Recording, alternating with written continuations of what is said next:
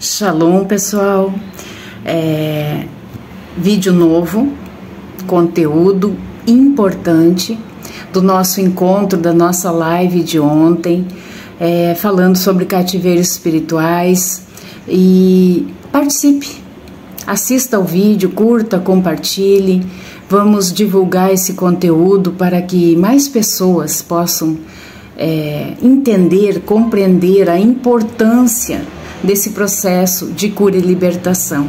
Eu conto com vocês, espero que vocês gostem desse conteúdo e estejam inscritos neste canal. Em tempos de angústia vamos falar de esperança, e também participando conosco das nossas reuniões semanais, nas quartas-feiras, às 20 horas, onde a gente está ali como congregação, como irmãos, aprendendo uns com os outros, certo? Estaremos ali esperando por vocês. Entre no canal Libertos pelo Sangue, o link está fixado ou afixado, né, no canal Em Tempos de Angústia, lá no Telegram. E também no YouTube você encontra o link para ter acesso ao nosso grupo Libertos pelo Sangue. Conto com a participação de vocês. Shalom. Vamos orar então? Aleluia. Glórias a Ti, Senhor. Pai, eu Te louvo por ter dado toda a autoridade a Jesus Cristo e a Yahushua HaMashiach. Tua palavra diz: Deus colocou todas as coisas debaixo dos seus pés e o designou cabeça de todas as coisas para a igreja, que é o seu corpo. A plenitude daquele que enche todas as coisas, em toda e qualquer circunstância. Como membro da Igreja de Cristo, seu corpo, representamos a plenitude daquele que preenche tudo em todos. Temos acesso completo e total à maior autoridade que existe. Nada pode nos deter quando, com fé e humildade, buscamos a Jesus Cristo e sua força. É Ele que retém as chaves que destravam o poder para impedir que as portas do inferno avancem em nossa mente, relacionamentos, futuro, carreira e todas as demais coisas. Satanás quer que nos esqueçamos desse fato. Nossa emoção não dita a verdade. O que sentimos em determinado momento não rege o que nós somos verdadeiramente. A realidade é que todas as coisas estão sujeitas a Jesus, porque estamos em Cristo, sua autoridade está sempre disponível para nós. Vivemos em harmonia com Ele. Pai, nesse momento, nesse início de reunião, eu peço a cobertura do sangue de Yahushua HaMashiach Jesus Cristo sobre esta reunião, sobre a casa, a minha casa, a casa da Roberta, a casa de cada irmão que está aqui assistindo a esse estudo, a esse encontro. Eu peço a tua proteção, eu peço que tu coloques um muro de fogo ao nosso redor, dê ordem aos teus anjos a nosso respeito, que tu estejas, Pai, fazendo com que o inimigo não nos encontre, não sinta o nosso cheiro e não persiga o nosso rastro. Nós já te agradecemos, porque sabemos que a reunião vai ser uma bênção nas nossas vidas, e que vai ser para muitas pessoas um divisor de águas. Eu creio, em nome de Jesus Cristo. Amém e amém. Bom, semana passada nós falamos sobre a questão dos ciclos, né, de Israel. Quem não assistiu, o vídeo está no YouTube, no canal Em Tempos de Angústia Vamos Falar de Esperança. É importante que se entenda essa questão dos ciclos de Israel, porque é os nossos ciclos. Hoje, quando a gente fala Israel, a gente não fala de um lugar territorial, mas a gente fala de um povo separado, um povo eleito, todo aquele que crê, né, no Filho, quem crê em Deus, crê no Filho, crê na Ruach HaKodesh. Então, nós precisamos compreender as questões espirituais e não ficar bitolado. Muitas vezes a nossa evolução espiritual, ela fica bloqueada pela religiosidade. E nós precisamos destravar desbloquear isso que já é um cativeiro. A religiosidade é um cativeiro e que nos impede, né, de realmente sermos libertos, como a própria palavra diz: conhecereis a verdade e a verdade vos libertará. Então eu vou começar aqui lendo. O título é, então, Cativeiro Espiritual. Nós vimos lá na história de Gideão, no vídeo passado, que eles estavam num cativeiro, realmente cativos ali na sua terra pelos medianitas. E tudo aquilo é uma representação, né, os medianitas como o reino das trevas, e ali Gideão, como os demais povos ali, também como cada um de nós nos seus cativeiros. Eles estavam presos ali, reféns daqueles demônios, né? Não tem outro nome para falar. Então, o que é um cativeiro espiritual? O cativeiro é uma prisão, é um quarto escuro, um lugar de trevas.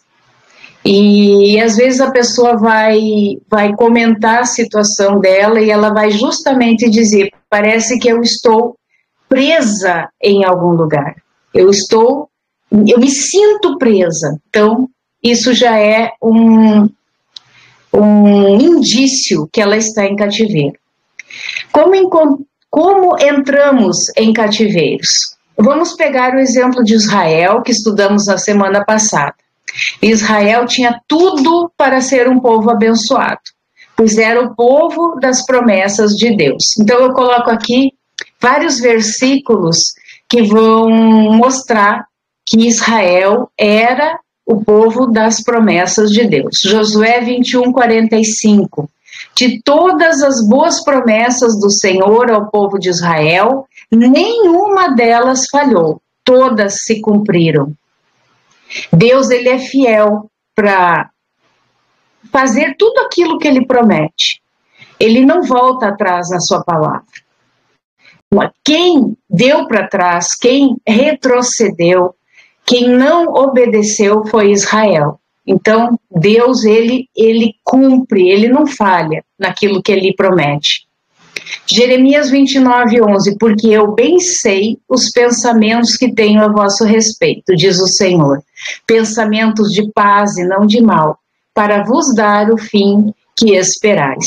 Então, o povo, tanto o povo do Reino do Norte, né, que foi cativo para a Síria, quanto o povo do Reino do Sul, que foi cativo para a Babilônia, essa era a vontade de Deus? Obviamente que não. Ele nos fez para sermos livres e não cativos. Mas por causa da desobediência, por causa da apostasia, ou seja, do divórcio, eles quebraram a aliança com o Eterno e por isso foram para o cativeiro. Deuteronômio 32:9-11. Ele encontrou Israel em terra deserta, numa região árida e no meio de uivos de animais. Ele cuidou bem do povo com todo carinho, guardou como se fosse a menina dos seus olhos. Jeremias 18:15. Contudo, o meu povo, o que diz ali?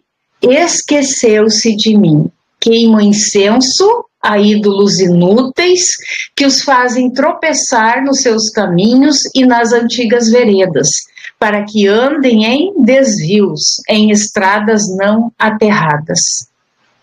Pode subir, irmã. Pode subir mais um pouquinho.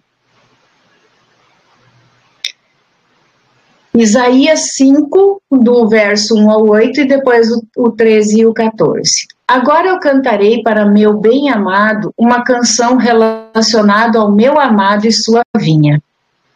Meu bem-amado tem uma vinha em uma colina muito frutífera. Esta colina ele cercou, juntou, removeu as pedras daquele lugar e a plantou com a mais escolhida das videiras. Construiu uma torre no meio da colina, também edificou ali um lagar. E observou que deveria produzir uvas boas, né? E produziu o quê? Uvas bravas. Então aqui está falando aqui Deus, né, como esse agricultor, esse vinhateiro, que ele vai e planta uma vinha, ele cuida da vinha, ele cerca a vinha, ele tira tudo ali, pedras, tudo que pode estar, que pode impedir dela nascer uma videira formosa, produzir lindos frutos, né? Mas, enfim, o que aconteceu? Ao invés, por mais que ele cuidou, por mais que ele zelou desta vinha, né? Ela produziu o quê? Uvas bravas. E agora, ó habitantes de Jerusalém e homens de Judá, julgai, eu rogo, entre mim e a minha vinha. O que poderia ter sido feito a mais pela minha vinha que eu não tenha feito por ela? Então Deus fez tudo por aquela vinha. Ele fez tudo o que ele podia. Por que razão, quando eu olhei, ela deveria produzir uvas e ela produziu uvas bravas? Agora, pois, eu vos contarei o que farei à minha vinha. Eu removerei a sebe, né, que é a cerca de proteção, daquele lugar e será devorada. Derrubarei o muro dali e ela será pisoteada, eu a devastarei. Não será podada nem capinada, porém brotarão arbustos com espinhos e espinheiros. Então aqui demonstra muito bem a questão de Israel, né, na sua apostasia, antes, né, quando Deus levanta ali Moisés, o libertador, faz milagres, maravilhas no Egito, faz tudo por aquele povo, cuida, vai para o deserto, fornece tudo que eles precisam e o resto você sabe. Deus fez tudo por este povo. E quando eu falo assim, eu quero que vocês tragam para suas vidas. Não vamos ficar somente o olho naquele povo de Israel, mas olhar para dentro de nós. Deus nos fez, Ele quer nos ver uma linda vinha, né? Aqui no Rio Grande do Sul a gente chama de parreira, né? Então ele plantou para ver nascer uvas deliciosas, mas ali por causa da desobediência, por correr atrás de ídolos inúteis, como a própria palavra falou anteriormente. O que acontece? Esse divórcio, né? A apostasia é um divórcio, ou seja, eu quebro a aliança com o Eterno. Então ele não tem mais obrigação de cercar esta vinha, ele não tem mais obrigação de protegê-la contra os seus inimigos, né? Vamos chamar dessa forma. Então se perde esta proteção, e é isso que acontece quando nós também nos apostatamos do Eterno, quando nós nos divorciamos.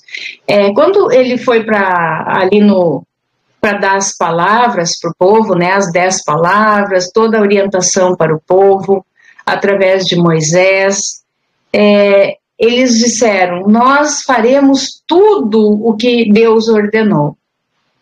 Eles falaram. Essa palavra trouxe um compromisso. Só que a gente tem que cuidar, né? As palavras faz um compromisso de que nós temos que cumprir as palavras que a gente fala, senão a gente não passa de mentirosos. Então, quando a gente fala algo, a gente tem que cumprir.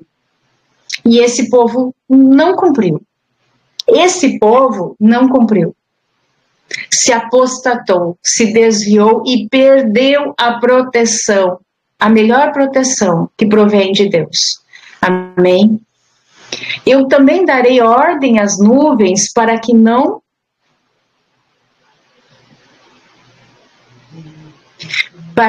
chovam sobre ela, porque a vinha do Senhor dos Exércitos é a casa de Israel, e os homens de Judá sua planta aprazível. E ele procurou por juízo, mas o que ele encontrou? Opressão. Por justiça, observou um clamor. calamidade sobre aqueles que unem casa a casa, que se espalham juntando campo a campo, até não haver espaço, de tal forma que eles possam vir a ser colocados sozinhos no meio da terra. Portanto, meu povo é levado para o cativeiro porque eles não têm conhecimento. E seus homens honrados estão famintos e a multidão do povo tornou-se improdutiva pela sede. Portanto, o inferno, olha bem, tem se alargado e aberto a sua boca desmedidamente. E a glória deles e sua multidão e sua pompa e o que se rejubila descerão para o interior do inferno. É triste isso, né? É triste o próprio Eterno dando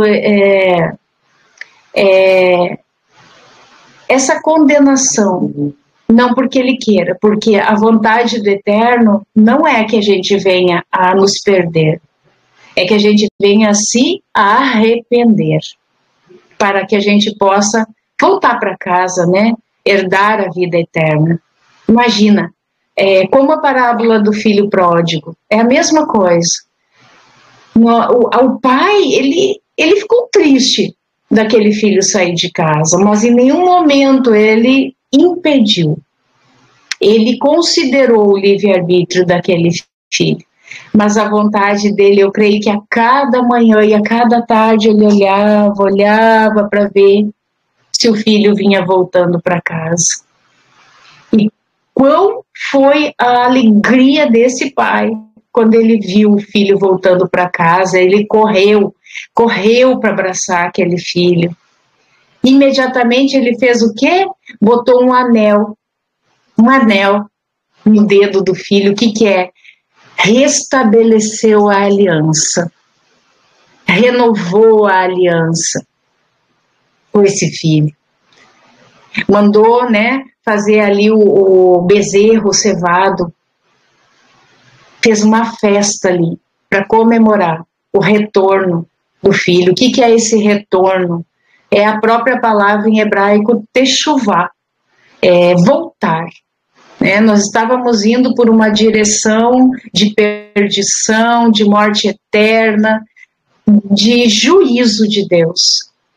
E a gente é tocado pelo Espírito Santo, tem uma revelação, cada um de uma forma. Se você for pegar relatos, né, testemunhos de pessoas, cada um vai ter uma história, como que aconteceu o retorno, né? Como que, sabe, quando cai a ficha, assim, cada um vai ter a forma que caiu a sua ficha e dizer, meu Deus do céu, o que eu estou fazendo comendo a comida dos porcos, quando eu tenho um pai tão querido, tão zeloso, tão amoroso, que me ama, que me cuida, que me protege, eu vou voltar para casa.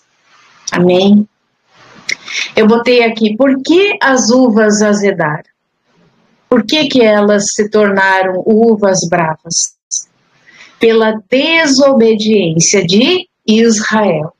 Israel, conforme já mencionado no estudo anterior, se deixou influenciar pelos povos estrangeiros e rapidamente se paganizou.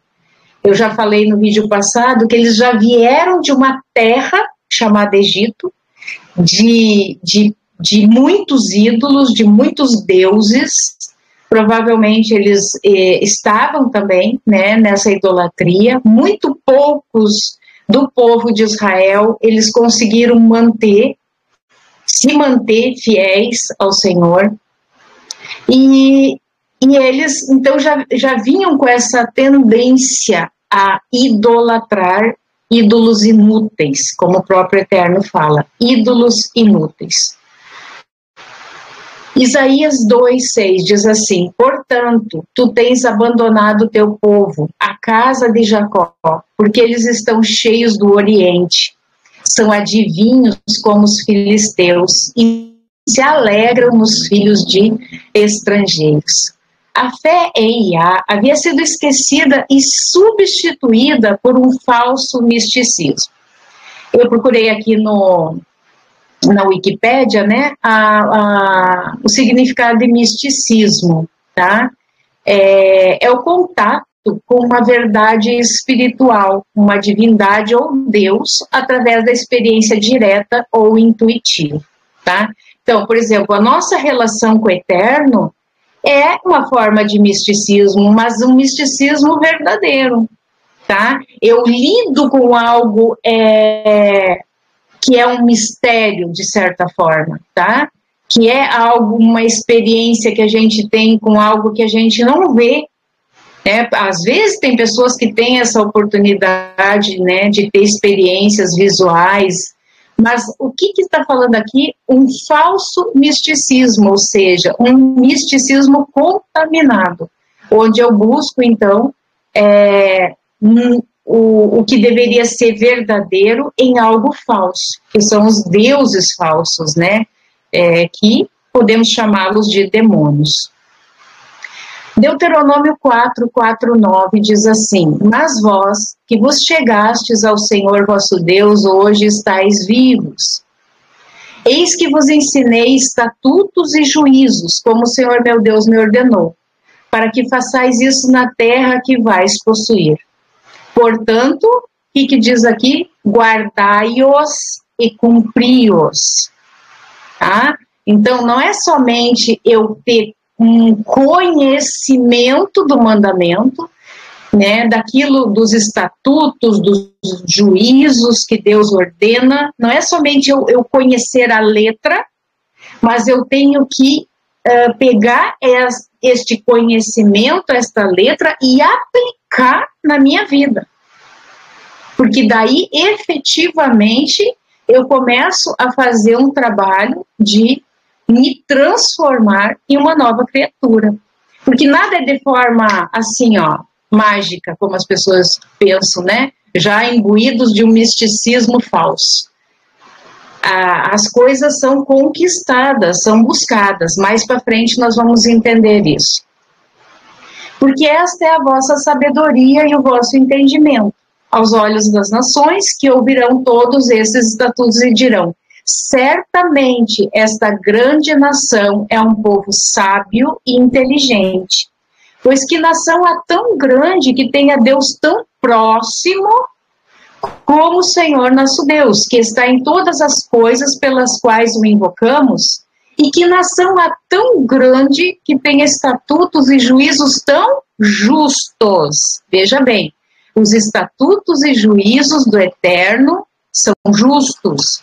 Como toda essa lei que apresento diante de vós nesse dia, somente cuida-te a ti mesmo e mantenha a tua alma diligentemente, para que não te esqueças das coisas que os teus olhos viram, e para que não se afastem do teu coração todos os dias da tua vida, mas ensina-as aos teus filhos e aos filhos dos teus filhos.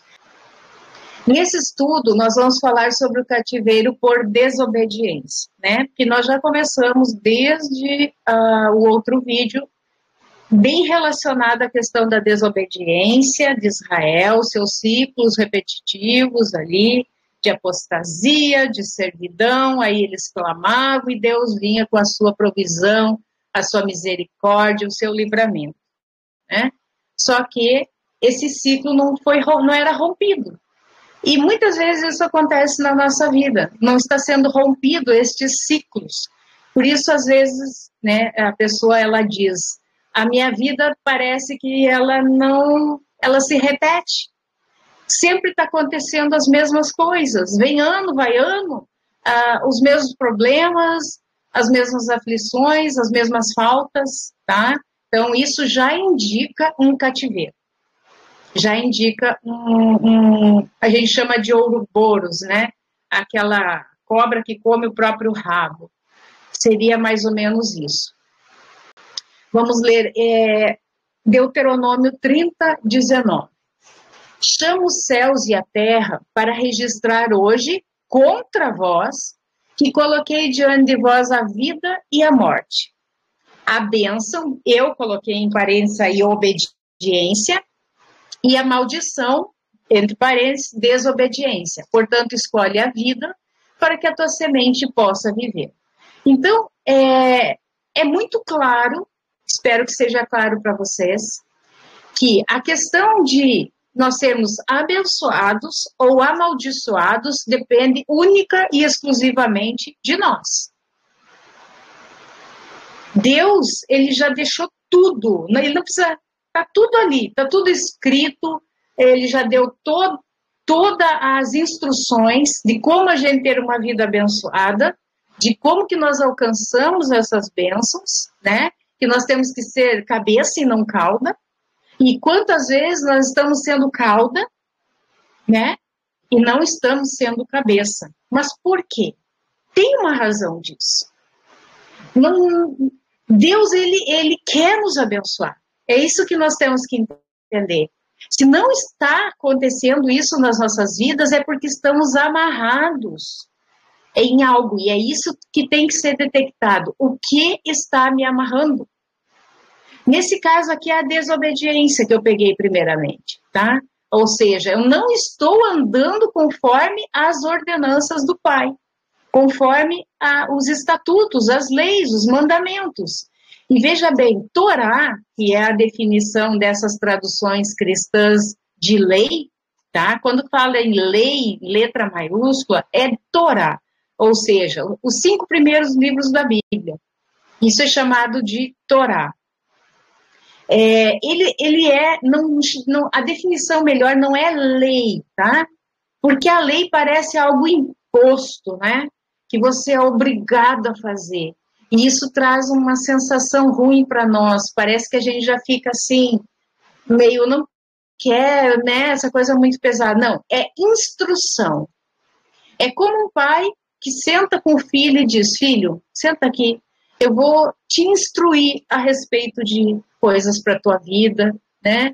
Como que tu vai conseguir levar a tua vida melhor, por experiência do pai. O pai quer te ensinar, o pai quer que tu ande por bom caminho.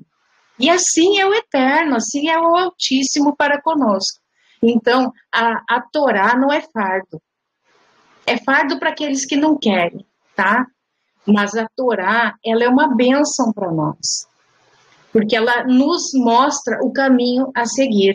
Inclusive, na Torá, criptografado, está Jesus Cristo.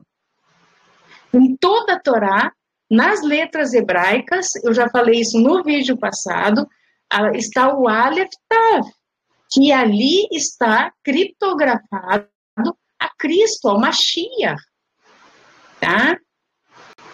Vamos continuar. Isaías 42, 7, 18 ao 25 também. Para abrir os olhos cegos, isso aqui está falando de quem? De Cristo, né? A missão dele que ele veio aqui.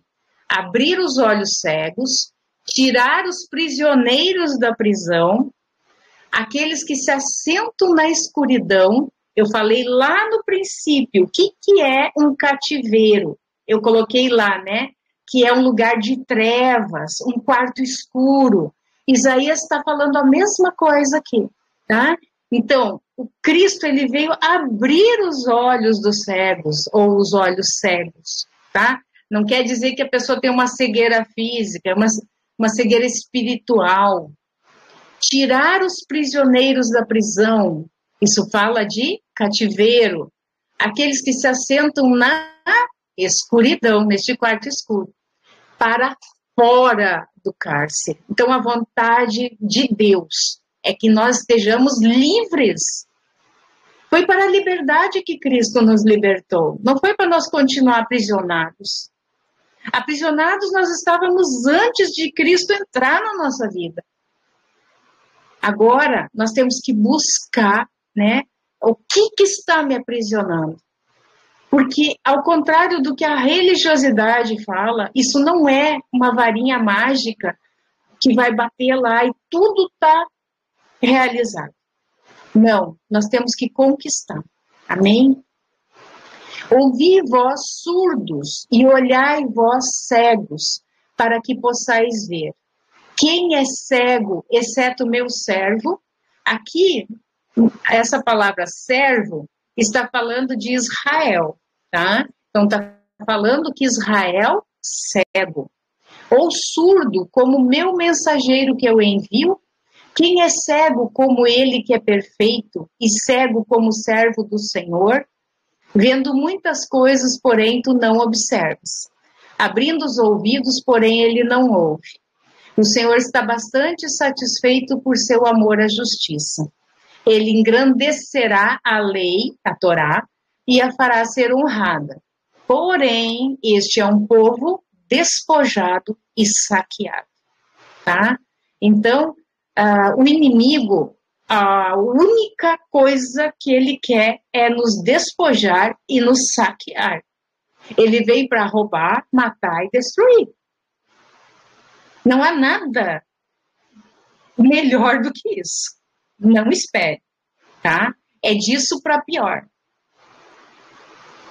Eles estão todos eles capturados em covas, eles estão escondidos em cárceres. Lembra lá em Gideão, que nós falamos a semana passada? Aonde que eles estavam escondidos, dos midianitas? Em cavernas. No meio das pedras lá, eles estavam escondidos dos medianitas, que estavam despojando e saqueando a eles. Toda a produção que eles faziam, tudo que eles plantavam, tudo que eles faziam, os medianitas iam lá, não era, às vezes, nem para consumir, era para destruir. Pelo simples prazer de destruir, de ver Israel debaixo dos seus pés. Sendo que Cristo disse que nós temos autoridade para pisar em cobras, serpentes e escorpiões, e não sermos pisados por cobras, serpentes e escorpiões. E a maioria das vezes nós estamos sendo pisados e não pisando. Amém? Eles são por presa e ninguém liberta, por um despojo e ninguém diz, trazei de volta. Quem dentre vós dará ouvido a isto? Quem escutará e ouvirá no tempo vindouro? Quem deu Jacó por um despojo e Israel aos ladrões? Ele está perguntando, quem? Não foi o Senhor, aquele contra quem nós temos pecado? Então, entenda, é algo automático, como nós falamos antes com relação à vinha. A vinha produziu uvas bravas. O que Deus fez? Ele retirou a proteção ao redor daquela vinha e deixou que fosse pisoteada. Que os animais fossem ali e comessem daquelas uvas bravas, né? Então, aqui é a mesma coisa. À medida que aqui ele está falando, tanto Israel, as 10 tribos, quanto Judá, né? Ali junto com Benjamim, que corresponde ao Reino do Sul, eles se apostataram de Deus, eles foram após outros ídolos, eles perderam essa proteção de Deus. Não é que Deus, agora eu sou vingativo, eu vou entregar vocês para os inimigos. Não. É óbvio que a Síria, a própria palavra diz que foi um instrumento do Senhor para levar Israel cativo. A Babilônia foi um instrumento do Senhor. Mas ao mesmo tempo que eles foram instrumentos, depois eles receberam também a sua paga. Porque Deus ele não se alegra com isso. Ele quer que os filhos andem em obediência. Amém? Então, o Senhor, aquele contra quem nós temos pecado, porque eles não caminhariam em seus caminhos, nem seriam obedientes à sua lei, à sua Torá. Portanto, ele tem derramado sobre ele a fúria de sua ira e a força da batalha. E isto tem incendiado em todas as direções ao seu redor, ainda que ele não saiba.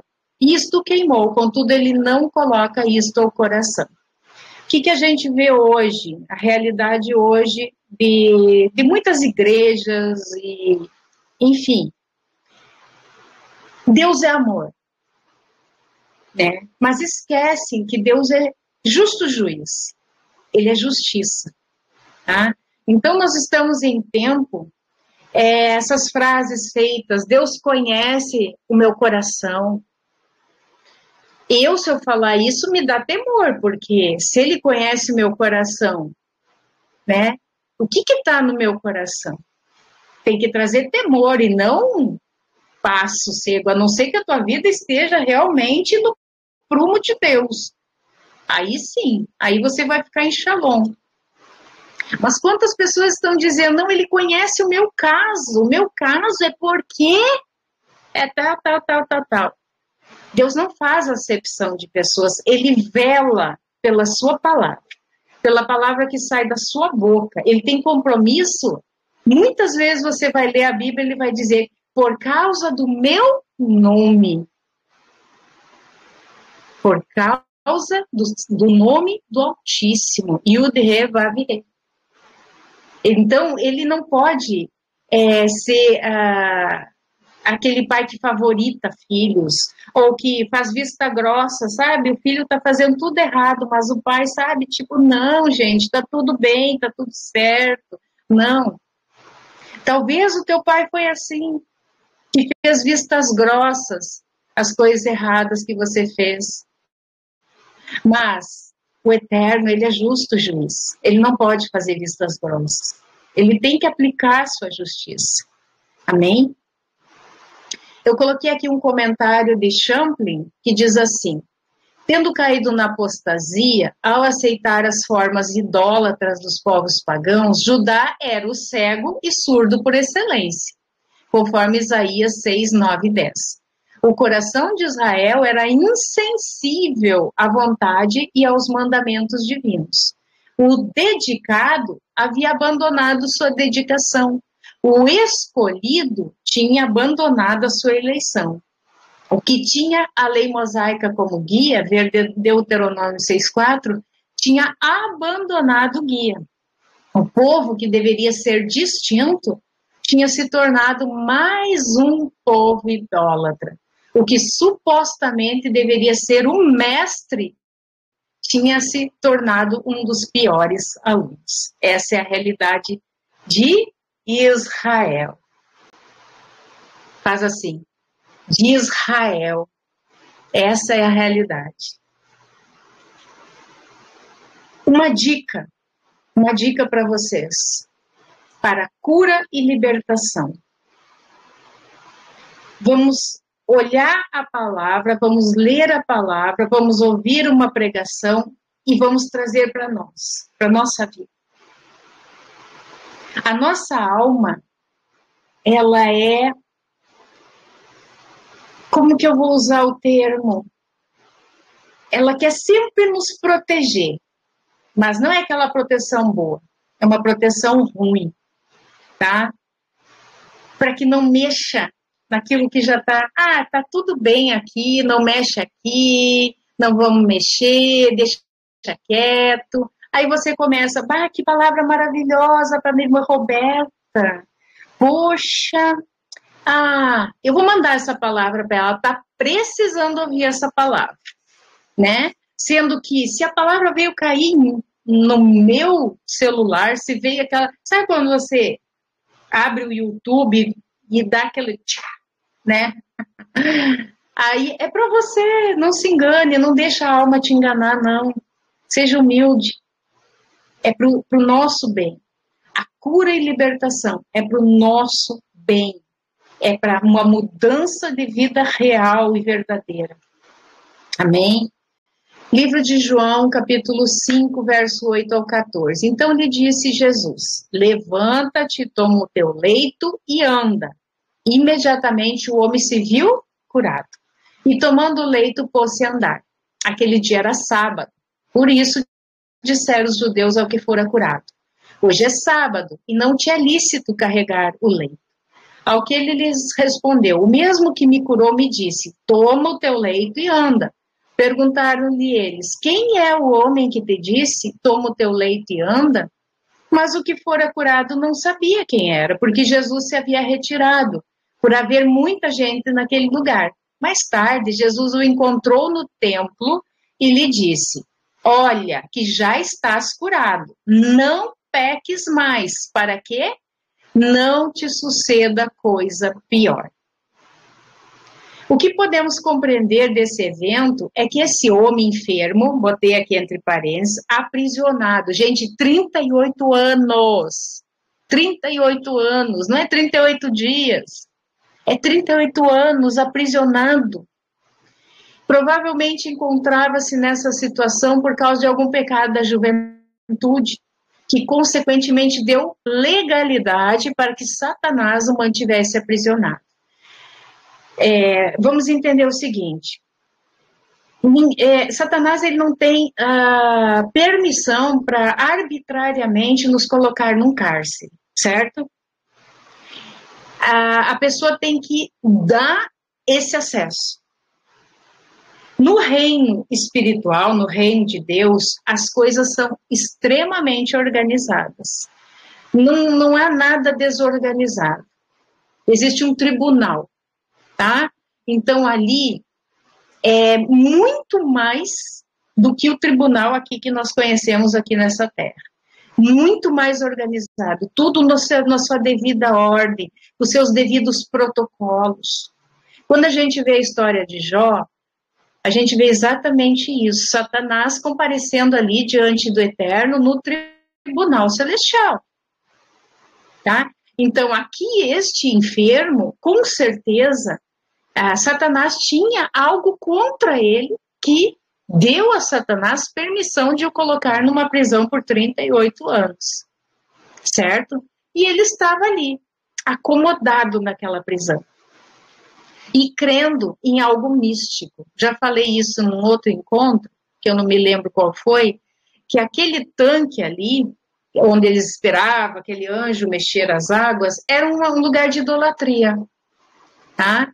Era onde era adorado o deus Esculápio, era o nome do deus.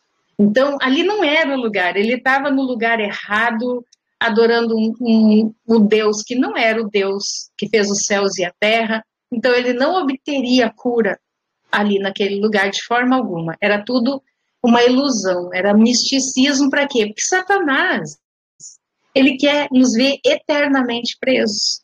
Eternamente, até o dia que ele vai nos levar para o inferno. Tá repreendido em nome de Jesus Cristo, né? Todos nós aqui, nós não vamos dar esse gostinho para Satanás, amém? Quando Jesus o adverte que não peques mais, deixa claro o motivo da sua enfermidade, da sua prisão. Vocês compreenderam isso aqui? Tá? Então, quando Jesus encontra ele lá, depois de curado, diz, veja que você já está curado. Primeira coisa que ele diz, você já está curado. Não peques mais. Não peques mais. Agora nós vamos entender um pouquinho melhor isso aí. Para que não, peguei um trechinho ali, né? Para que não suceda algo pior. No livro de Mateus, no capítulo 12, do verso 43 ao 45, diz assim. Irmã Roberta, lê para mim que eu vou tomar uma aguinha. Quando o espírito imundo sai do homem, através da confissão dos pecados e arrependimento genuíno, entre parênteses, anda por lugares áridos procurando repouso, porém não encontra. Abre parênteses, espíritos familiares. Por isso, diz, voltarei para minha casa, abre parênteses, posse geracional, de onde saí. E tendo voltado, a encontra vazia, varrida e ornamentada. Abre parênteses, esse é o perigo de brincar de ser crente. Então, vai e leva consigo outros 7 espíritos piores do que ele, ou seja, aumenta o nível de aprisionamento espiritual. E entrando, habitam ali, e o último estado daquele homem torna-se pior do que o primeiro. Assim também acontecerá a essa geração perversa. Então, vamos entender isso aqui baseado naquela situação anterior, tá? Por que Jesus Cristo ele faz a observação para que não suceda algo pior, tá? Então, Deus quer o nosso bem, né? Cristo quer o nosso bem, nosso irmão.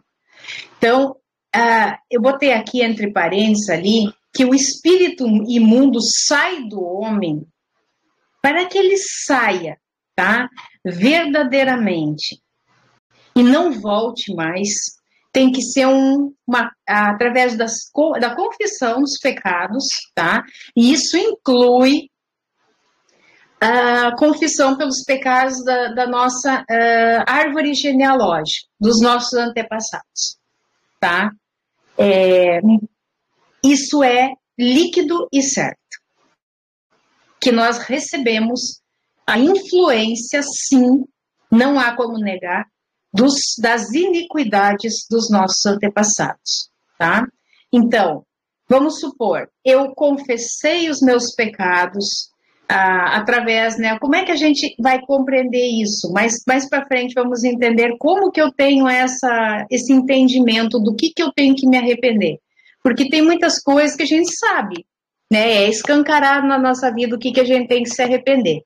Mas outras são pecados que são ocultos, né? Que a gente não sabe, até por causa que muitos dos nossos antepassados a gente nem conviveu.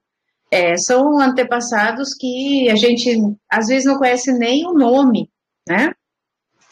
Então, vamos supor, então a pessoa confessou os pecados e teve um arrependimento genuíno. Esses demônios, se você segue esse caminho de Techuvá, entendendo que à medida que saem esses espíritos imundos, a tua casa, a casa, né? Casa, nós, né? Nós, casa, ela vai sair, vai ser desabitada por esses espíritos imundos e nós temos que trazer, né, para dentro de nós o quê? Porque a casa não pode ficar vazia, entendam isso. A nossa casa não pode ficar vazia, ela tem que ser preenchida pelo Espírito Santo. Aí está o segredo, tá? Então, através desse processo de cura e libertação, que não é do dia para a noite, não é simplesmente num dia você entrou na igreja, eu aceito Jesus e está tudo certo, é um milagre, aconteceu tudo. Não, não é dessa forma. E por esse tipo de ensino errado que muitas pessoas têm deixado as igrejas. Porque continuam aprisionadas, não vê mudança na vida, muito pelo contrário, estão cada dia mais acorrentadas e aprisionadas por Satanás, tá? Então, eu tenho que trazer para dentro dessa casa o Espírito Santo e manter o Espírito Santo dentro dessa casa. Ok? Eu tenho que manter, certo?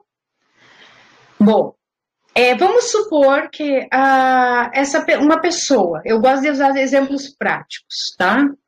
Ela não teve esse entendimento, não foi ensinado sobre cura e libertação. Ela entra numa igreja, ela manifesta demônios, tá?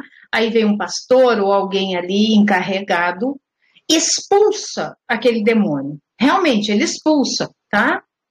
Ótimo, a pessoa, naquele momento, ela fica liberta, certo? Mas ela volta para casa sem nenhuma instrução, ninguém ensina o que ela tem que fazer depois daquilo, que ela tem que... como é que continua a sua vida, né, com Deus, leitura da palavra, isso que vai trazer, né, a cura e libertação para nós através da palavra. Ninguém ensina isso para ela. Ela volta para casa, segue a sua vida normal, não tem ali, como Cristo disse, vai, não peques mais. Não tem ninguém para dizer isso e ela vai e continua na mesma vida de pecado, de erros, certo? O que vai acontecer? Aqueles espíritos, aqueles demônios que saíram, que foram expulsos, porque tinha um homem de Deus ali que expulsou, ok? Alguém ali que tinha autoridade, tinha uma vida reta diante de Deus e ele expulsa, porque sim, nós temos essa autoridade em nome de Jesus Cristo de expulsar demônios e eles têm que obedecer. Então esses demônios saíram. Mas aí o que acontece? Ele anda por lugares áridos procurando repouso, porém não encontra. Por que eu botei espíritos familiares? Existem demônios que eles se instalam nas famílias, espíritos familiares. Então, o demônio lá do teu tataravô veio para o bisavô, veio para o avô.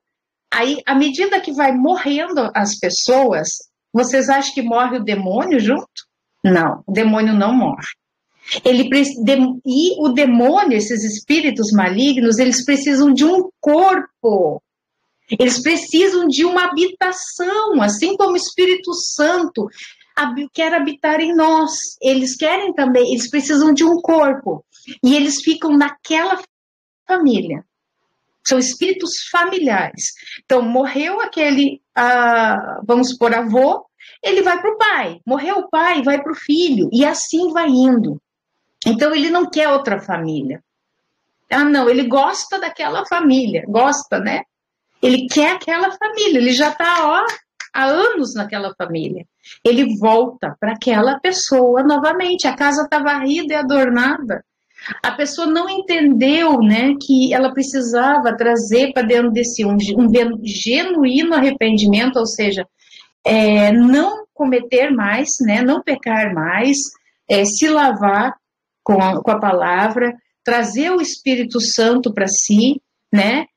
Então, não sabendo disso, pela ignorância, pela falta de conhecimento, ou talvez porque a pessoa, ela continua, né? Ela quer continuar nessa vida, também tem esses casos, né? Então, esse espírito familiar volta. Ele diz, voltarei para a minha casa, posse geracional. Ele tem posse dessa família, tá? Então, encontra vazia e varrida e ornamentada, tá? E botei aqui, perigo e brincar de crente. E não vem sozinho, não. Ele vai traz 7 espíritos, né? E o estado daquela pessoa vai ficar muito pior. Só piora. Eu não sei se você conhece pessoas, sim, que a vida piorou, só piorou. Ficou mais atormentada, ficou mais depressiva, ficou mais doente. É isso que acontece, tá? E entrando, habitam ali, e o último estado daquele homem torna-se pior do que o primeiro. Assim também acontecerá esta geração perversa. Isso lembra perfeitamente o pecado apostasia de Israel, repetindo o Ouroboros, que eu já falei antes, né, os ciclos repetidos de apostasia, servidão, clamor e livramento. Então, nós temos que romper este ciclo. Amém? Gálatas 6, 7 e 10. Não vos enganeis, de Deus não se zomba, pois aquilo que o homem semear, isso também ceifará. Por que as pessoas permanecem nos cativeiros? Provérbios 28, 13 e 14. O que encobre as suas transgressões jamais prosperará, mas o que as confessa e deixa, não adianta só confessar, tem que deixar, tem que renunciar, tá?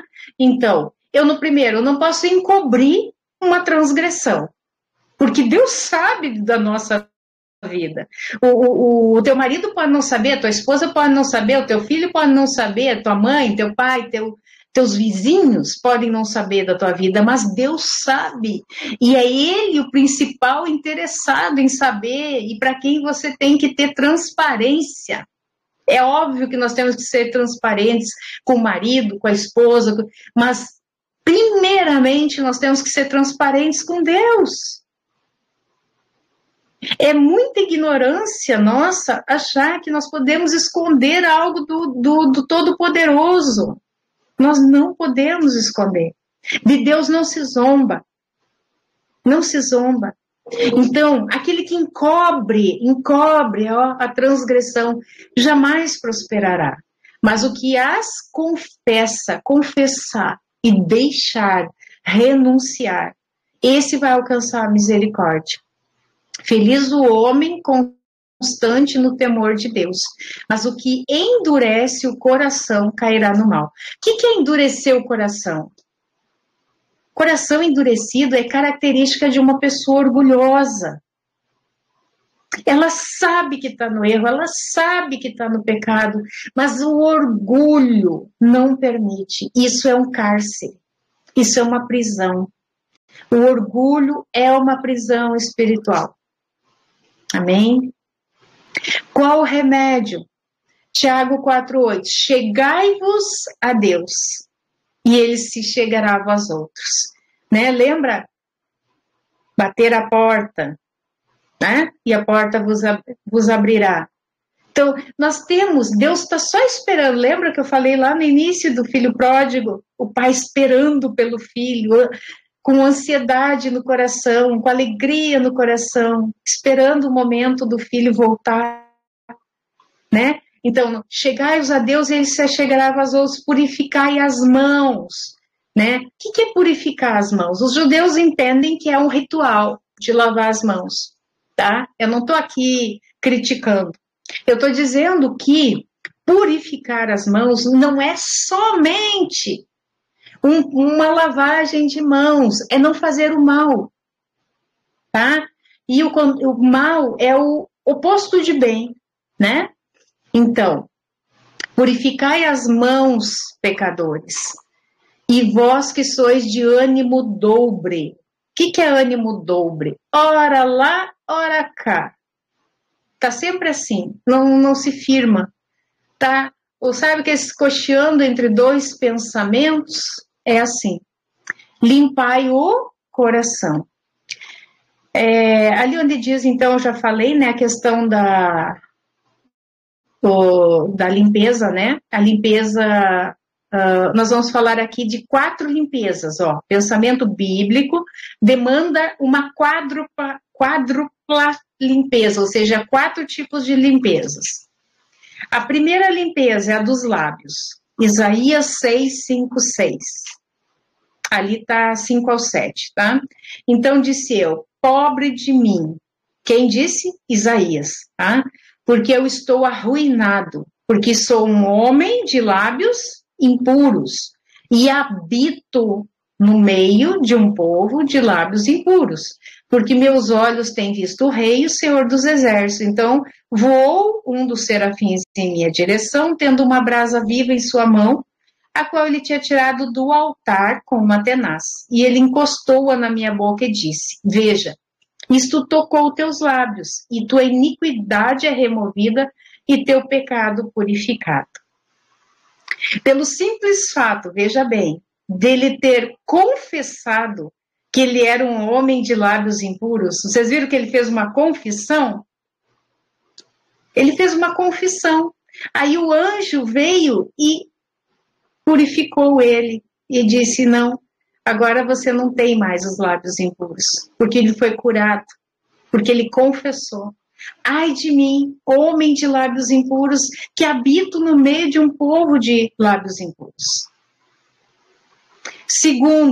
Segunda limpeza das mãos, como eu já falei antes, Salmo 24, 4, 3 ao 4. Quem subirá ao monte do Senhor? Ou quem ficará no seu lugar santo? Aquele que tem mãos limpas e um coração puro, que não elevou a sua alma para a vaidade e nem jurou enganosamente. Tiago 4,8. Chegai-vos a Deus e ele chegará a vós. Limpai vossas mãos, vós pecadores, e purificai vossos corações, vós de duplo ânimo. Já tínhamos visto esse versículo antes. Terceira limpeza, coração.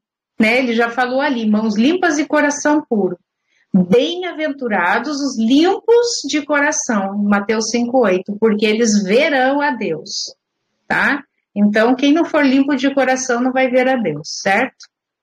Quarto, demanda limpeza de mente, Tiago 4,8. Romanos 12,2 também. E não sede conformados com este mundo, mas sede transformados pela renovação da vossa mente, para que experimenteis qual é a boa, agradável e perfeita vontade de Deus, tá? Então, a mente está relacionada com alma. Quando a gente fala em mente, pensamentos, alma, todos são correlacionados. Nós temos que ter uma renovação da nossa alma. Porque quando nós estávamos lá no pecado, a nossa alma também estava contaminada com o pecado, ok? Corpo contaminado, alma contaminada, espírito desconectado de Deus. O pecado faz isso, tá? Contamina, o pecado contamina. Então, o que nós temos que fazer nesse processo de Techuvá? Nós temos que limpar, nós temos que fazer realmente, né, uma lavagem de corpo, alma e espírito. Existe, né, em Ezequiel, acho que é quando ele fala lá do pátio do templo, tinha um trono e desciam águas, né, do trono do Eterno. Essas águas purificadoras. Cristo também, né, a água viva. Tudo isso quando ele fala ali com a samaritana. Se você soubesse quem vos fala, pediria a água viva e ele vos daria, né, se referindo a ele próprio. Então, tudo isso que nos purifica, que nos limpa. Amém? Cristo também é chamado de Logos, né, de palavra. Quer dizer que as demandas éticas da Bíblia exigem que as palavras, as obras, as emoções e os pensamentos devem ser todos limpos, purificados. Interior e exteriormente o homem tem que ser limpo, porque só os limpos de coração verão a Deus, conforme Mateus 5:8. Outro versículo, 1 João 1:9. Eu boto bem grande para que vocês não tenham problema para enxergar, tá?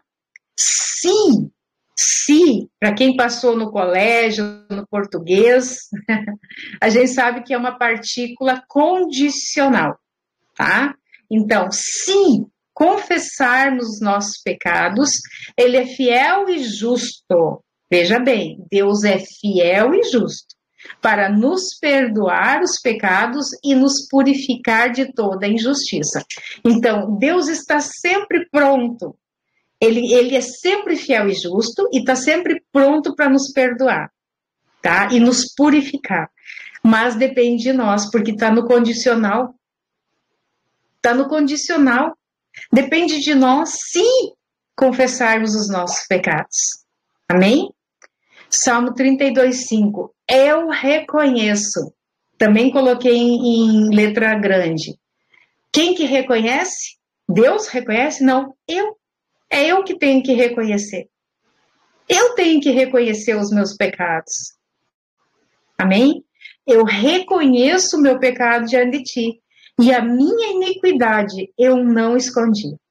Né? Lembra que encobre as suas transgressões não prospera? É isso. Eu disse, confessarei ao Senhor as minhas transgressões e tu perdoaste a iniquidade do meu pecado. É uma fórmula muito simples. Só não faz quem não quer. Amém? Tiago 5,16. Confessai as vossas culpas uns aos outros e orai uns pelos outros, para que possais ser curados. A oração eficaz e fervorosa feita por um justo é de muito benefício, tá? Então, primeiro nós confessamos para quem os nossos pecados? Para Deus, para o Altíssimo. E depois nós temos que confessar uns aos outros. Para quê? Para sermos perdoados? Não. Não é para ser perdoado. Quem perdoa é o Eterno, o Altíssimo. É para nós sermos curados que nós confessamos uns aos outros. Tá? Mas não é para qualquer pessoa que você vai abrir a sua vida e confessar, tá? É alguém que Deus ali vai orientar você, alguém de confiança, alguém que não vai sair expondo a tua intimidade, os teus pecados para os outros, amém? Tudo bem aí, gente? Tudo certo? Tudo bem? Algum comentário? Irmã Roberta quer falar alguma coisa enquanto eu tomo uma aguinha?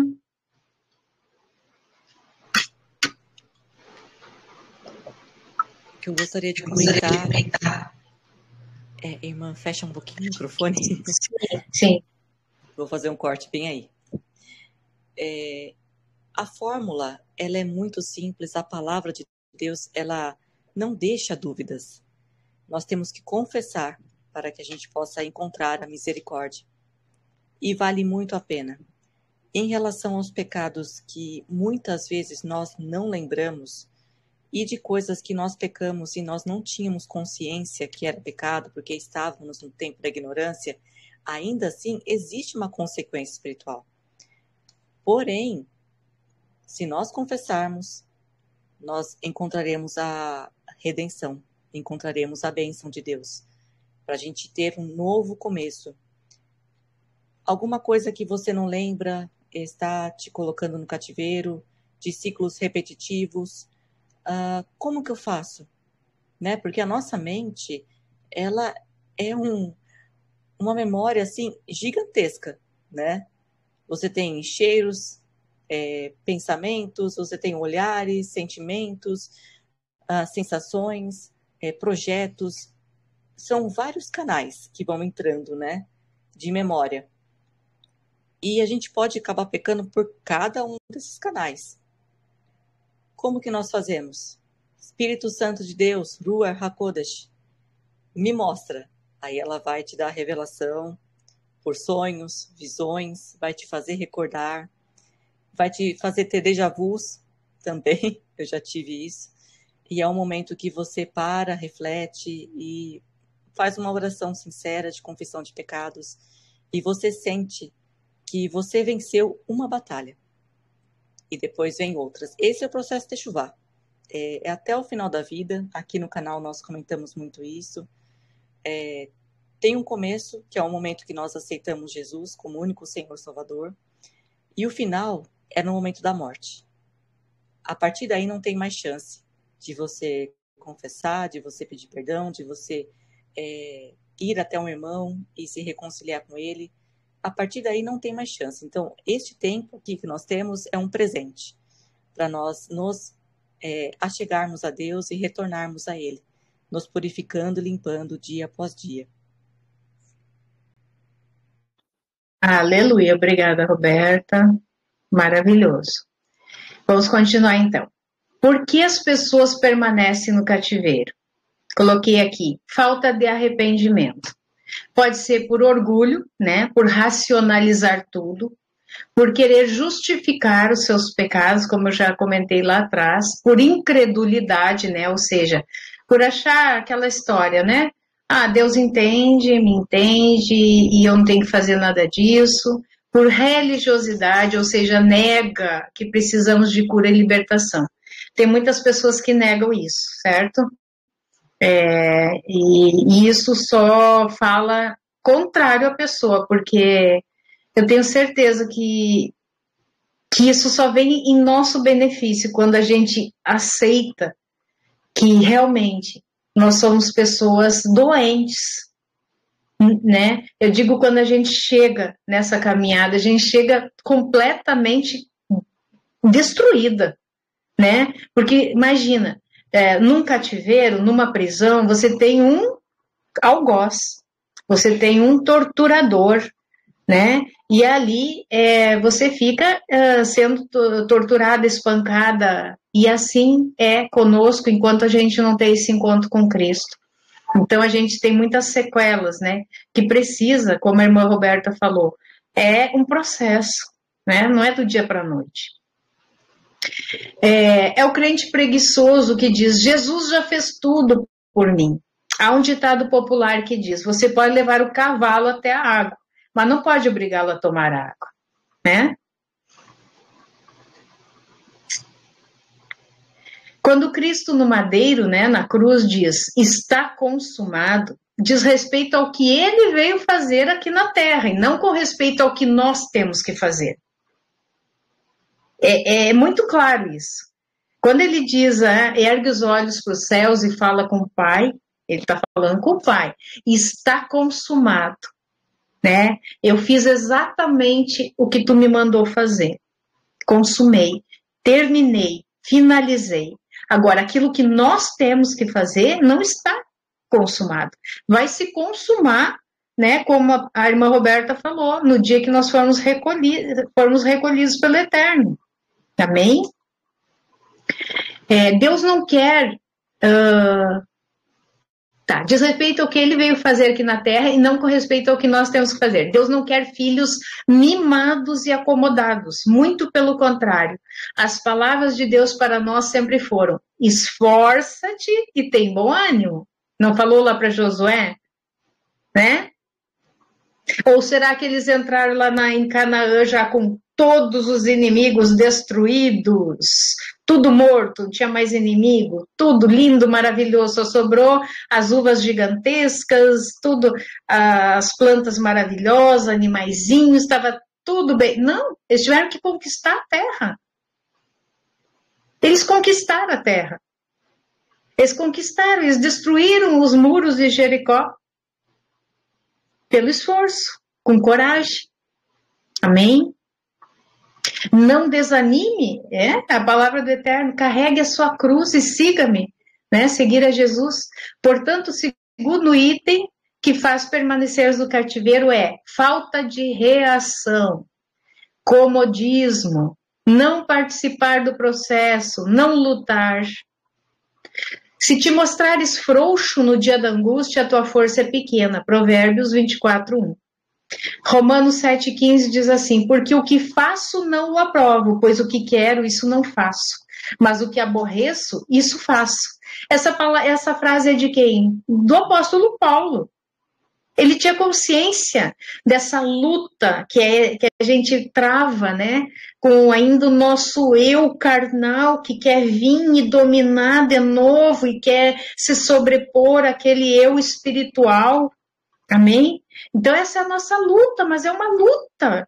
Se eu desistir de lutar, eu vou voltar ao meu estado antigo. E nós já vimos que vai ficar pior, vai ficar muito pior. Não vale a pena retroceder, não vale a pena desanimar. Amém? Terceiro, né, motivo que a pessoa fica no cativeiro, por ignorância. Oséias 4:6. O meu povo foi destruído porque lhe faltou o conhecimento, porque tu rejeitaste o conhecimento. É como eu disse, negar a cura e libertação é rejeitar o conhecimento. E aí você vai continuar no cativeiro? João 8:32. Conhecereis a verdade e a verdade vos libertará. Todas as pessoas que queriam ser curadas ou libertas, elas iam até Jesus, né? Então, esse ir até Jesus já demonstra a nossa atividade, né? O que é isso? É ser ativo e não passivo. Jesus, em raros casos, ele ia até a pessoa, como foi o caso do paralítico lá que nós falamos anteriormente, 38 anos no poço. Aí ele foi, mas é um caso em 1000, tá? A maior parte das pessoas foram até Jesus. Então aqui eu coloquei, ou alguém ia por ele, no caso de paralíticos e endemoniados, né? Os amigos que desceram aquele paralítico pelo teto ali da casa, né? O pai que foi à procura de uma libertação para o seu filho endemoniado, que ele diz, desde quando que se manifestam esses demônios? Ele, desde criança, né? Desde criança manifesta. Então, é algo ativo. Ir até Jesus. Quem tem fé quebra a inércia. Mateus 8:5-13. E quando Jesus estava entrando em Cafarnaum, veio até ele um centurião, implorando-lhe, dizendo, Senhor, o meu servo jaz em casa doente com uma paralisia, gravemente atormentado, ou acorrentado, né? E Jesus lhe diz, eu irei e o curarei. E o centurião respondendo disse, Senhor, não sou digno de que entres debaixo do meu telhado, mas dize somente uma palavra e o meu servo será curado. Pois eu também sou um homem sob autoridade, tenho soldados sobre mim, e digo a este homem, vai, ele vai, e ao outro vem, ele vem. E ao mesmo servo faz isto, e ele o faz. E Jesus, ouvindo isso, maravilhou-se e disse aos que o seguiam, na verdade eu vos digo que não tenho, pode baixar mais, irmã. Na verdade eu vos digo que não tenho encontrado tão grande fé, não em Israel. E eu vos digo que muitos virão do Oriente, do Ocidente, e sentarão com Abraão, Isaque e Jacó no reino do céu. Lembro do banquete que os convidados não vieram, né? Os convidados não vieram, deram desculpas, não, eu casei, eu tenho que cuidar do meu negócio, eu tenho que isso, eu tenho que aquilo, e ele mandou buscar, né? A todos quantos estivessem na rua para vir para o banquete. É isso que está falando aqui, tá? Então, eu vos digo que muitos virão do Oriente, do Ocidente, sentarão com Abraão, Isaque e Jacó no reino do céu. Mas os filhos do reino serão lançados na escuridão profunda. Ali haverá pranto e ranger de dentes. Então Jesus disse ao centurião: vai no teu caminho e como tu creste, assim seja feito a ti. E o seu servo foi curado naquela mesma hora. A fé, a crença, né? Em hebraico é a palavra emuná, que é confiança, fidelidade. Nós temos que crer. Quando a gente busca essa cura e libertação, nós temos que crer que ela vai ocorrer. E de forma plena. Nós temos que ter essa fé. Amém? Qual é o cativeiro? Jesus sempre fazia perguntas à pessoa que vinha até ele. E a partir dessa, botei entre aspas, anamnésia, né, como médico que com seu paciente, Jesus sabia exatamente do que se tratava. E como nós, eu acho que faltou um E ali. É como nós, no processo de autolibertação, podemos detectar os cativeiros. Né? É uma pergunta aqui. Nós temos que fazer essas perguntas para nós mesmos, tá? O que está acontecendo? Porque a grande parte, muitas pessoas hoje não estão mais inseridas numa igreja, numa congregação, num sistema religioso, ou estão, mas nessa igreja não existe mais isso, não está mais sendo pregado, não está mais sendo realizado curas, libertações. As pessoas não sabem, os líderes desaprenderam a fazer isso, né? Não buscaram o conhecimento.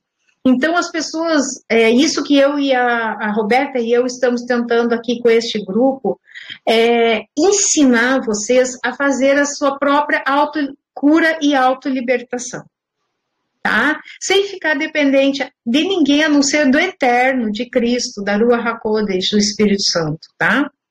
Então, você vai fazer para você mesmo essa anamnese. Vai fazer perguntas, né, para você mesmo e vai fazer perguntas para o Espírito Santo. Por que eu estou assim, tá? Então, eu vou dar exemplos aqui de palavras-chave que denunciam um cativeiro. Me sinto presa na área financeira. Faço tudo certo, não resolve, não dá certo, continuo endividada. Cativeiro. Nunca consegui me firmar em nenhum relacionamento amoroso. Cativeiro. Não consigo ficar sem sexo. Cativeiro. Estou amarrada no alcoolismo, nas drogas, na prostituição, faltou um I ali, na pornografia, na masturbação, cativeiro. E ali, isso aqui é só alguma coisa, tá? Tem tantas outras coisas aí que vocês vão detectar, certo? Muitos podem ser os exemplos, tá? Eu botei aqui, você pode ter sido consagrado ou consagrada a alguma entidade católica, né? Lá no catolicismo, seus pais católicos batizaram você na igreja católica, consagraram você a algum santo católico, certo? Ou da Umbanda, ou do Candomblé. E isso já colocou você num cativeiro desde bebê. Sim, você já está cativo, desde bebê. Seus antepassados cometeram furtos, vamos supor, roubaram terras, foram agiotas. Não houve alguém que confessou esses pecados nessas gerações. Lembra que ele diz lá em... Eu vou ler para vocês, para mim não ler errado, Deuteronômio, no capítulo 5, que vai dizer assim... quando ele diz, vou ler todo o verso 8, não farás para ti imagem esculpida, de nada que se assemelhe ao que existe lá em cima no céu, cá embaixo na terra, ou nas águas que estão debaixo da terra. Não te prostrarás diante desses deuses, nem os servirás, porque eu e o de Revavirê, teu Deus, sou um Deus ciumento, que puno a iniquidade dos pais sobre os filhos, até a 3ª e a 4ª geração dos que me odeiam, tá? Aqui, essa palavra puno, também tem versões que dizem, eu visito a iniquidade. Eu já expliquei em outros vídeos, mas vou explicar novamente. Deus, ele vem visitando as gerações para ver se tem alguém nessas gerações que detecta essas iniquidades dos antepassados, iniquidades geracionais, confessa, tá? Aí você vai me pedir de novo algo na Bíblia, né? As pessoas querem embasamento bíblico e é ótimo que vocês queiram, tá? Nós temos que ser pessoas assim, como os bereanos, não aceitar qualquer coisa. Então, no livro de Levítico 26, no verso 40, ele vai dar esse embasamento de confessar as iniquidades dos antepassados, tá? Eu vou ler no capítulo 26 de Levítico, a partir do verso 39. Aqueles dentre vós que sobreviverem serão consumidos na terra dos seus inimigos por causa das suas iniquidades. Também por causa das iniquidades dos seus pais, acrescidas as deles, que virão a perecer. E confessarão, aí o verso 40, então se vocês quiserem anotar, Levítico capítulo 26, verso 40. Confessarão então as suas iniquidades, bem como, então eu confesso as minhas iniquidades, bem como as iniquidades dos seus pais. Quando fala pais, é antepassados, é pai, avô, bisavô, tataravô, tá? É na ascendência. Faltas cometidas por infidelidade para comigo e ainda mais por oposição a mim. Então, está na palavra que sim, nós temos que pedir perdão. Isso não diz respeito à salvação dos antepassados. Não confundam as coisas. Muitas pessoas falam, mas Ezequiel 18 diz que os filhos não levarão os pecados dos pais. Isso aí é com relação à salvação. Não tem nada a ver a questão que estamos falando aqui de Levítico. Tá? Uma coisa é uma coisa, outra coisa é outra coisa. Tá? Então, nós temos que detectar, o Espírito Santo vai falar, e fala. Eu sei porque eu tive experiências com isso, e muitas coisas me foi revelado dos meus antepassados, certo? Se você tem ainda pai vivo, mãe viva, tio, tia, que você possa retirar algumas informações, melhor ainda. Não melhor que o Espírito Santo, né? Mas é muito bom que vocês façam isso para ajudar nesse diagnóstico, tá? É um diagnóstico de prisões espirituais, certo? Então, vamos supor, os antepassados derramaram sangue inocente. É um risco, né? Fizeram abortos. Talvez na tua família, ou até com você já aconteceu. Engravidou, abortou, não de forma intencional, mas espontânea, né? Talvez haja pecado de derramamento de sangue nos seus antepassados. Isso precisa ser confessado, né? Anulado, né? Colocado o sangue de Cristo sobre isso, pronto, está tudo resolvido. Então, a partir de você que fez isso, virão bênçãos até a 1000ª geração daqueles que me amam, certo? Se você andar em obediência, obviamente, tá? Então, a última frase que eu deixo aqui para vocês, deixe que o Espírito Santo vá revelando a você. Obviamente que você tem que solicitar, bater, né? E a porta será aberta. Amém? Espero de todo o coração, eu procuro ser a mais didática possível, eu sei que escapa às vezes alguma coisa, alguma dúvida que eu consiga responder, ou a Roberta, vocês fiquem à vontade. Aleluia, Nós é que agradecemos por vocês estarem aqui, se disporem, né, a ouvirem. Isso olha, é tremendo. Vocês não sabem o quanto isso é importante para Deus, né, para nós, e nós queremos ajudá-las. É para isso que a gente se dispõe, né, irmã Roberta? Às vezes a gente está na correria, mas a gente quer cumprir, né, o compromisso com vocês, e primeiramente com Deus. Nosso compromisso primeiramente é com Deus, com Jesus Cristo, com a Ruach HaKodesh, Espírito Santo, e com vocês. É exatamente por isso que as trevas odeiam esse tema de cura e libertação. As trevas amam a religiosidade, a cegueira espiritual. Mas quando entra esse assunto de cura e libertação, tem muito líder, teólogo, youtuber que dá uma torcida de nariz e até começam a pregar contra. Acontece, isso é normal. O inferno, ele se organiza, utiliza aqueles escravizados, as pessoas que estão aprisionadas, para fazer uma propaganda contra a cura e libertação. Porque quando nós adentramos a este lugar de liberdade, saímos do cativeiro, né? Como Jesus chamou Lázaro para fora, e Lázaro saiu, e ele estava naquela mortalha, envolvido em faixas, né, mortuárias, e ele foi retirado faixa por faixa para que ele pudesse ser liberto. Imagina a alegria de você enxergar novamente a luz, né, poder respirar um ar limpo, poder conviver com a família. Você até sente a comida de maneira diferente, porque o cativeiro tira totalmente a sua alegria de viver. É muito pesado. Você começa a ficar depressivo, pensamentos recorrentes de derrota, muita ansiedade, tudo é fracasso, você não consegue ver uma luz no fim do túnel. E quando você sai do cativeiro, você vê assim, mas por que eu estava pensando daquele jeito?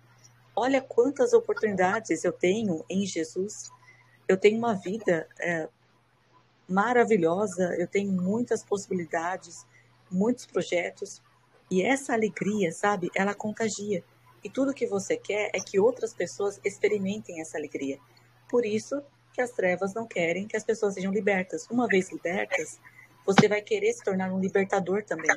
Dentro das suas famílias, dentro do seu trabalho, com os seus amigos, com seus vizinhos, porque é uma alegria que a gente quer compartilhar. É a alegria da libertação através do sangue precioso do Senhor Jesus. Então, é isso, irmãs. É uma honra estar nesse grupo, é uma honra ter todas vocês nas reuniões. Compartilhem, tá? Com certeza vocês vão encontrar um pouco de resistência, tá, em vários temas, e assim, nós procuramos, né, sermos como os bereanos. Qualquer dúvida, traga para o grupo, que a gente vai na palavra ter o entendimento. Nós não aceitamos misticismo falso, feitiçaria, distorção da palavra. Nós queremos a palavra pura e verdadeira, né? Nós queremos realmente tudo aquilo que está manifesto plenamente no ministério do Senhor Jesus, que ele veio curar, libertar os cativos, dar vista aos cegos, né, e proclamar o ano aceitável do Senhor, o jubileu, onde homens e mulheres que eram reféns de uma escravidão, eles eram postos em liberdade. Era exatamente no ano de jubileu. E é isso, irmãs. Irmã, já que está com a palavra, vamos fazer a oração final? Faço sim. Só um minutinho, deixa eu organizar aqui.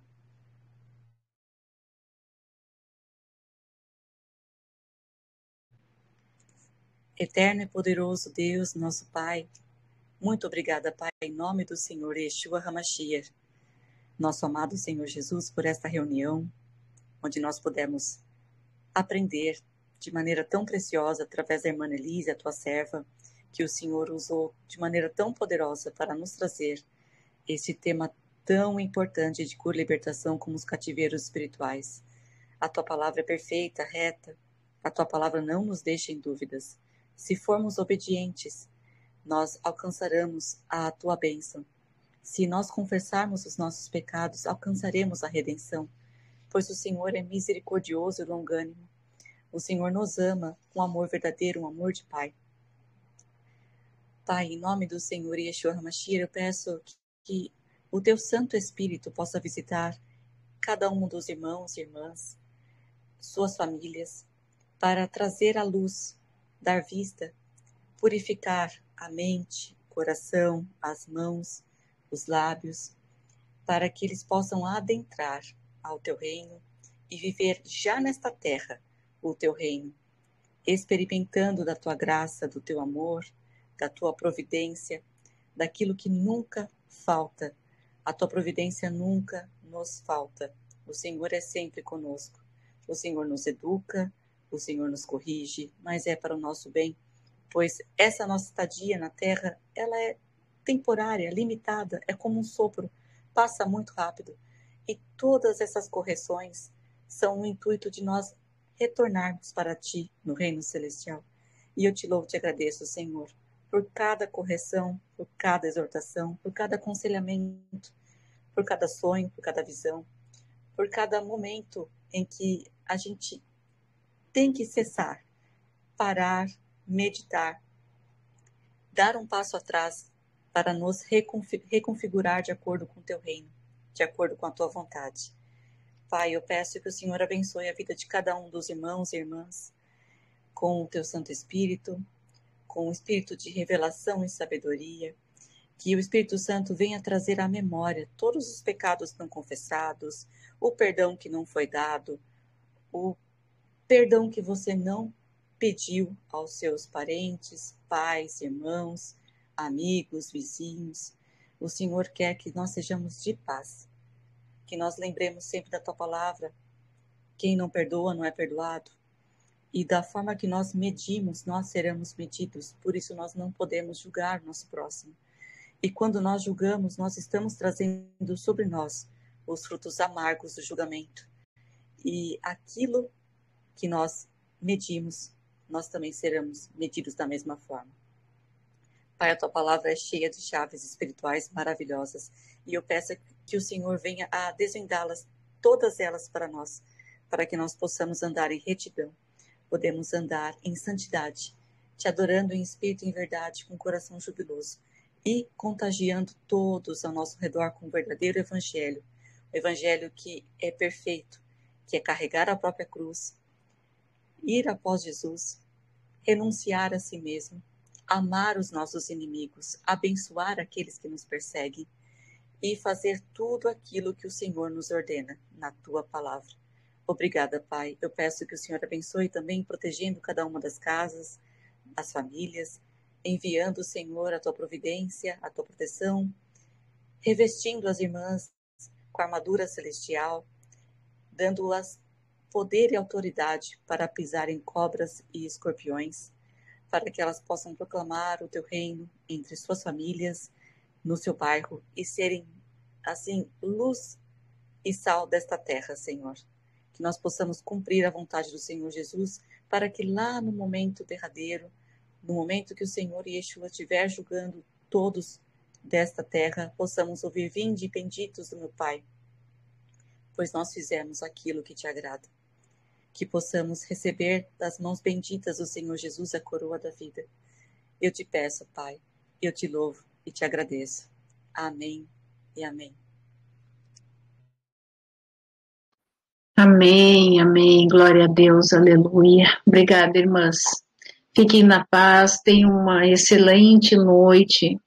Que o sangue de Jesus Cristo, né, esteja neste portal que vai se abrir do sono e dos sonhos, e que o inimigo não tenha acesso às nossas vidas, porque onde está o sangue, o inimigo não tem poder, não tem autoridade. Amém? Shalom. Shalom, boa noite.